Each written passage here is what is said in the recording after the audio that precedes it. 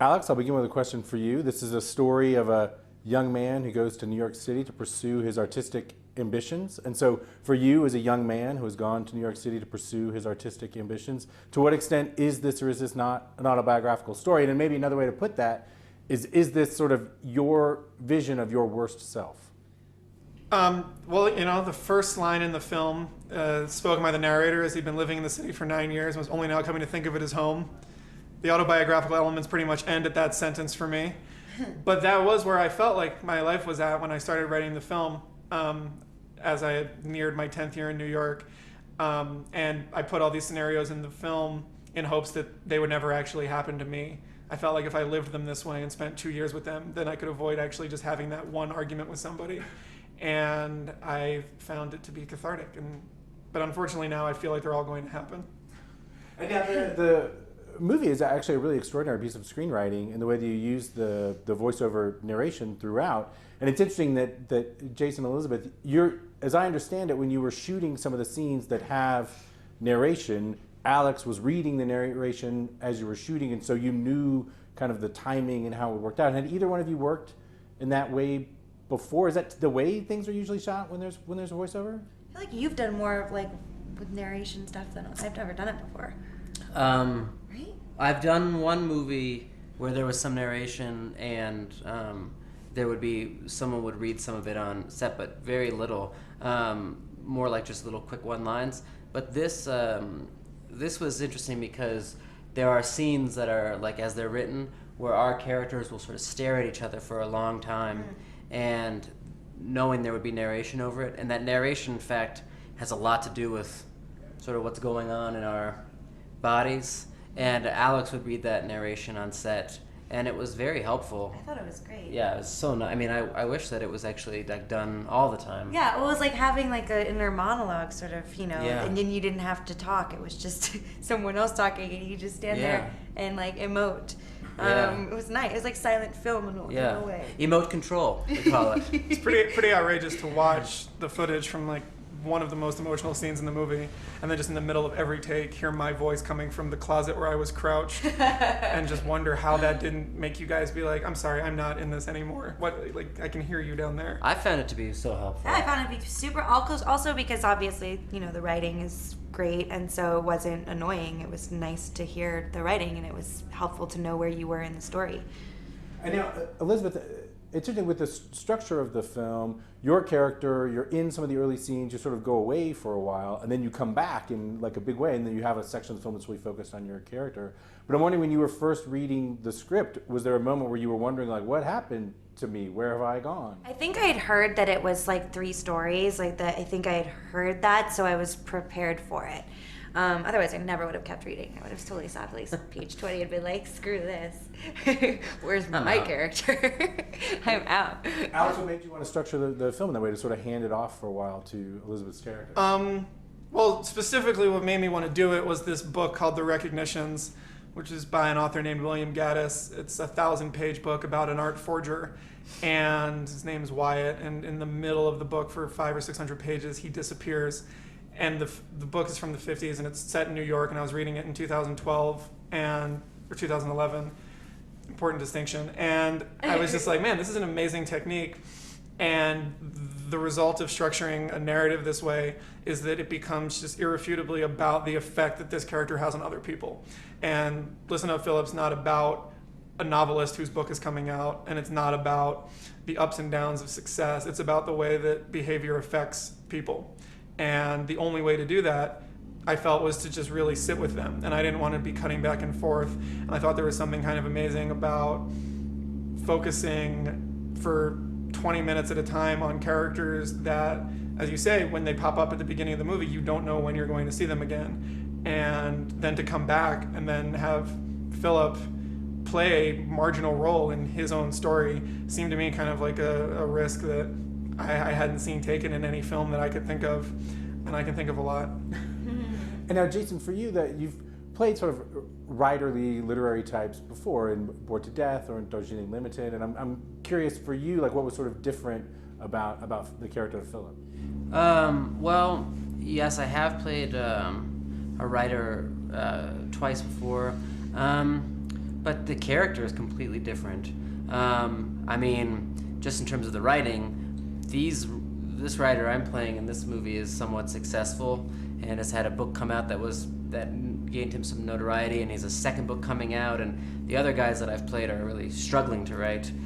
So that's not why I decided to do the movie. Like, finally, a real change. I'm famous writer now. No, more. I was interested in the movie, because of Alex and what he just said about the structure of it and sort of investigating someone's misbehavior and how they kind of mishandle a little bit of success, and ultimately how your unhappiness can kind of spread in the water. And I also love the structure of the movie.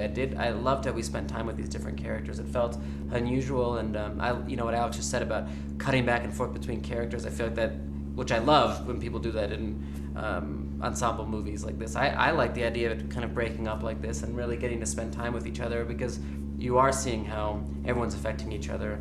And I was interested in playing and I was also interested in playing someone who you weren't really sure about. Well, as well, this is kind of a darker, the term often is unlikable character from you. And was that something you were interested in exploring? Was a character that maybe was less likable and than some of the other roles you've had? I mean, I think that, as I said, it's a long answer, but I had been listening to this podcast. There's a great podcast, the New Yorker Fiction Podcast, where they have writers reading other writers' work and then talking about why they like it. And this theme that kept popping up was a writer saying, I loved it because I felt that the narrator was a little bit vague, and I don't know if I trusted him, I don't know if I liked him. And that was, I don't read as much as Alex, so that was sort of like, that's interesting, like the idea that maybe the main guy, you're not sure how you feel about him, because I always think, you're supposed to have some... Get behind the hero. Kind of, yeah. And so then when I talked to Alex, he brought that up, and that was sort of my hook into the thing, was like, that seems interesting to me to maybe make a movie about, or at least play someone in a movie who is kind of, you're not sure how you feel, and they are lying or kind of unlikable, and it was fun to just go with that. But I don't think of him as like unlikable as much as I sort of think of him as like a very impatient old man. And now, Alex, for you, by the end of the story, did you want the audience to sympathize with Phillip or just sort of understand why he behaves the way that he does? That's a great question. I'd be very alarmed if anyone sympathized with him. I wanted them to pity him. Pity was the thing I was going for. There's a scene exactly halfway through the film where Ashley calls Phillip pitiful to his face, and then you cut to him, and he looks so miserable. And I kind of wanted that to be like the psycho car sinking identification moment where all of a sudden this guy, you just spent all this time seeing what a terrible experience he's put his girlfriend through. In that moment when she calls him pitiful, people should be like, wow, I really do feel bad for him. And then from there on out, the word pitiful is used again in the next scene. And from there on out, I thought that it should just be a steady incline to just feeling horrible for this guy, which to me is different than sympathy. Pity and sympathy are very different.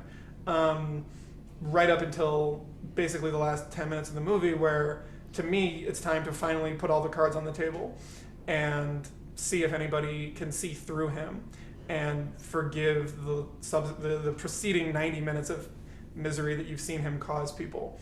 And if the ending works, then by the last scene, people are just thinking, man, I feel bad for that guy. He is not good at being a human being.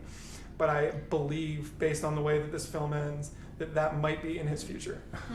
But do you think you could also say, I think you could also maybe say, like, even I don't feel bad for him, but just like, man, that guy's got it all wrong. And maybe that's built in, feeling bad, but like, yeah, I don't, like, when I saw the movie and I was just thinking, like, I don't know what's gonna have to happen to this person to like have some kind of a Epiphany. change or something, but it certainly didn't happen. But I think that's good. Yeah, like to me that can happen. Like most people would say that epiphany in the main character should happen somewhere in the movie, that there's time to watch him change it. For me, it's like that epiphany should happen 5 seconds before the credits start. Right. And that to me is like, well, that's it. Like, and then so then when anyone says like, well, what could happen to him? Does he change? Does he become better? And it's like, I don't know. If I had an idea on that, the movie wouldn't end here. It's like, you know, like the last line in the corrections is like the mother, and it's like she had to make some corrections in her life. And then that's the end of the book, and you're just like, oh, okay, things are probably going to get better. That to me is just like, that's the ending that you should strive for. And if everything leads up to that moment where it's like, oh, okay, this is the end of this, then I think the story would play. Like I said this a couple times, like the way the movie focuses on different characters, I wanted it like very clearly to be like, this is the worst time of all of these people's lives. Like every minute you spend with these people, 20 years from now, they'd be like, you know, really probably the hardest time of my life was this one period. And the part that the movie ends is where the worst period of all their lives ends. And I feel like she like really is the, like at the end when she's like, I'm not gonna do this anymore. I feel like that's like almost like how we're saying Philip's misery is, you see the effect of it. I almost feel like that's a moment where it all kind of shifts to, and like her having a thing where she's not gonna do it. That would be the next movie. It's Right. like how that affects everybody. Right. Probably shouldn't talk too much about the way the movie ends. Okay. Well, then we'll stop there. One of the most exciting films here at the festival. Listen Up, Philip, with Alex Ross Perry, Jason Schwartzman, and Elizabeth Moss. I like her jacket.